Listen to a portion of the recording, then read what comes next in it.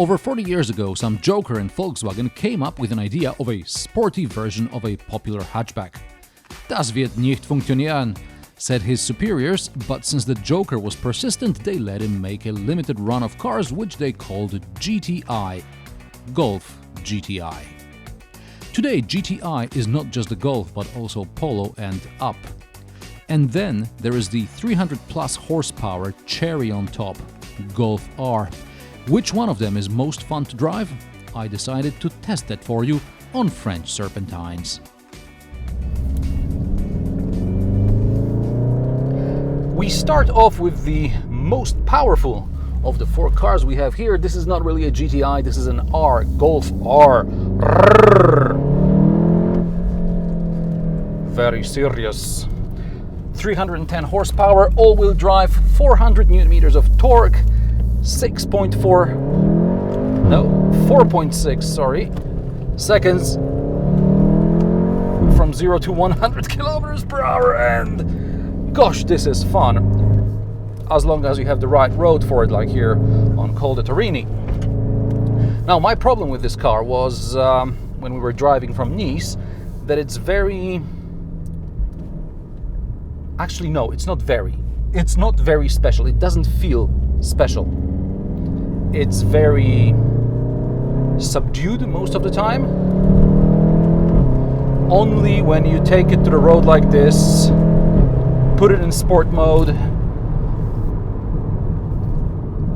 only then it comes alive. But it's a very serious piece of machinery, and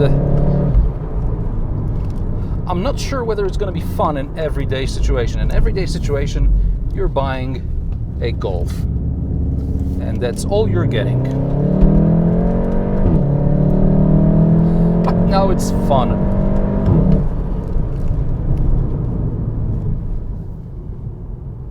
This is my favorite hot hatch.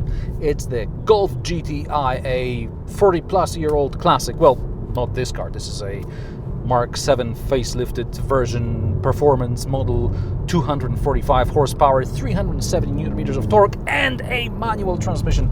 A hot hatch needs to be manual, even if it's supposed to be an everyday car. And a Golf GTI is an everyday car. It's not hardcore, but it's just fun enough to get you smiling, but also get you home in relative comfort.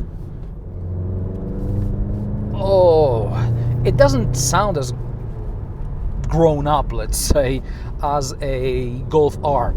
Over there we had the optional Akrapovic exhaust, which puffed and crackled and did all this stuff. But this is just so much fun. It's front-wheel drive, so you're almost always on the edge, but oh, it takes corners so well. The steering is light but precise enough, and because there is no four-wheel drive or all-wheel drive, whatever you want to call it, I can feel the whole chassis work with me, and I'm just enjoying myself. And my girlfriend, who's on the right seat, is suggesting that I slow down because I'm enjoying myself too much. But this is a proper car, and I think we're taking a turn here. A gentleman was relieving himself. Oh, you want to be on this road with me? Oh, so much fun.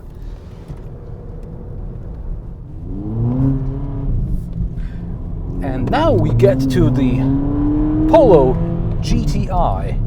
It's got 200 horsepower, 320 newton meters of torque, top speed 237 kilometers per hour, should you ever try it, and 0 to 100 kilometers per hour time of 6.7 seconds. Now, it's got one advantage here on Col de Torini. It's very small, and I just passed a couple of bikers, and because it's a small car, I didn't hit anyone. In case of a Golf, it would probably be a bit more sketchy. So size is an advantage.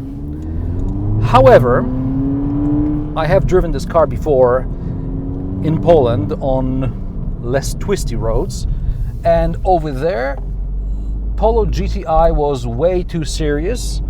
It was way too grown up for what it is, for what it's supposed to be, for what I think it's supposed to be. It was more like a Golf R than a fun little hot hatch, even though this is a front-wheel drive only car.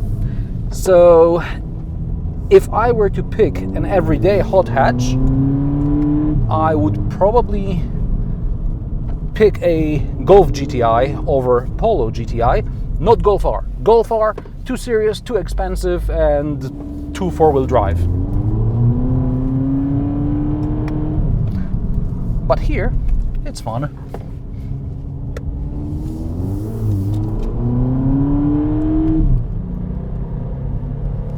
And finally, the car I've been waiting for all day long, Volkswagen Up GTI. I had to ask my friends to exchange the cars with me faster because I wanted to drive this car today back to back with Golf GTI, Polo GTI and Golf R. And so far I'm not disappointed. This 1-liter 115 horsepower engine likes to rev. It's 5 horsepower more than Mark 1 Golf GTI from 40-something years ago. This thing will accelerate from 0 to 100 kilometers per hour in 8.8 seconds, and it's absolutely enough. It's a light car, it's fun, it's agile, it's eager to please, I would say. This engine is turbocharged, as most engines are these days, and well, the original Mark 1 Golf wasn't, but today we have to take care about emissions, and this car is the first to be tested, first Volkswagen model to be tested according to WLTP Euro 6 AG standards. So it takes into account different weight for different spec models, for different spec versions, and it takes into account more realistic fuel economy figures.